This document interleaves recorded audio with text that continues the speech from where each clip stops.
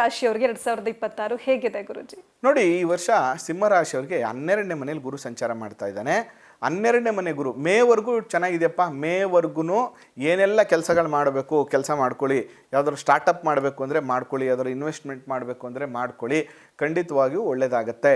ಅದರಲ್ಲೂ ಕೂಡ ಈ ಸಿಂಹರಾಶಿಯಲ್ಲಿ ಜನನ ಆಗಿರುವಂಥವರು ಗೌರ್ನಮೆಂಟ್ ಅಧಿಕಾರಿಗಳು, ಗೌರ್ನಮೆಂಟ್ ಟೆಂಡರ್ನ ತಗೊಂಡು ಕೆಲಸ ಮಾಡುವಂಥವರು, ರಾಜಕಾರಣಿಗಳು, ಸರ್ಕಾರಿ ಉನ್ನತ ಸ್ಥಾನದಲ್ಲಿರುವಂಥ ಅಧಿಕಾರಿಗಳು, ಇವರೆಲ್ಲ ಮತ್ತು ಮೆಡಿಕಲ್ ಫೀಲ್ಡಲ್ಲಿರುವಂಥವರು ಸಿಂಹರಾಶಿಯಲ್ಲಿದ್ದರೆ ಮೇವರೆಗೂ ತುಂಬ ಚೆನ್ನಾಗಿದೆ. ಮೇ ಆದಮೇಲೆ 12ನೇ ಮನೆ ಗುರು ಹೋಗ್ಬಿಡ್ತಾನೆ. ಅಷ್ಟಮಾಧಿಪತಿ ವ್ಯಯ.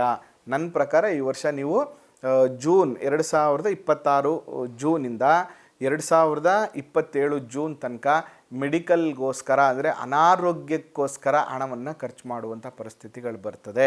ಸ್ವಲ್ಪ ಆರೋಗ್ಯದ ಬಗ್ಗೆ ನೀವು ಎಚ್ಚರಿಕೆಯನ್ನು ತಗೋಬೇಕು. ಇಲ್ಲಾಂದರೆ ಅನಾರೋಗ್ಯ ಸ್ಥಿತಿ ಈ ವರ್ಷ ಮೇಜರ್ ಪ್ರಾಬ್ಲಮ್ ಏನಂದರೆ ಬೇರೆದೆಲ್ಲ ಬಿಟ್ಬಿಡಿ, ಆರೋಗ್ಯ ಭಾಳ ಇಂಪಾರ್ಟೆಂಟು.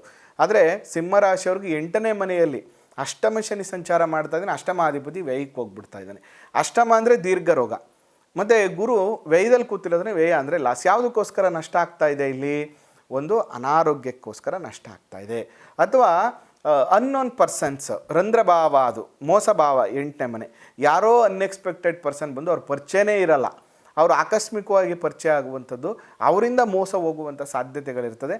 ಭಾಳ ಎಚ್ಚರಿಕೆಯನ್ನು ನೀವು ತಗೋಬೇಕಾಗ್ತದೆ. ನೀವೇನು ಮಾಡಿ ಅಂದರೆ ವರ್ಷಕ್ಕೊಂದು ಸರಿ, ಈ ವರ್ಷ ಮತ್ತು ಮುಂದಿನ ವರ್ಷ 26 ಮತ್ತು 27 ನಿಮ್ಮ ಹುಟ್ಟುಹಬ್ಬದ ಸಮಯದಲ್ಲಿ ಒಂದು ಗಣಪತಿ ಹೋಮ ಮತ್ತು ಒಂದು ಮೃತ್ಯುಂಜಯ ಶಾಂತಿಯನ್ನು ಮಾಡಿಸುವಂಥದ್ದು ತುಂಬ ಒಳ್ಳೆಯದು. ಮತ್ತು ಪ್ರತಿ ಭಾನುವಾರದ ದಿನ ಸೂರ್ಯನಿಗೆ ಒಂದು ತಾಮ್ರದ ಪಾತ್ರೆಯಲ್ಲಿ ನೀರನ್ನು ಹಾಕಿ, ಒಂದು ಕೆಂಪು ಬಣ್ಣದ ಹೂವನ್ನು ಹಾಕಿ ಸೂರ್ಯನಿಗೆ ಅರ್ಘ್ಯವನ್ನು ಕೊಡ್ತಾ ಬಂದರೆ ಈ ದೋಷಗಳೆಲ್ಲವೂ ಕಮ್ಮಿ ಆಗುತ್ತೆ. ಓವರಾಲ್ ಮೇವರೆಗೆ ಪರವಾಗಿಲ್ಲ. ಆಫ್ಟರ್ ಮೇ ಸಿಂಹರಾಶಿಯವ್ರಿಗೆ ಚೆನ್ನಾಗಿಲ್ಲ. ಭಾಳ ಎಚ್ಚರಿಕೆಯಿಂದ ಇರಬೇಕು.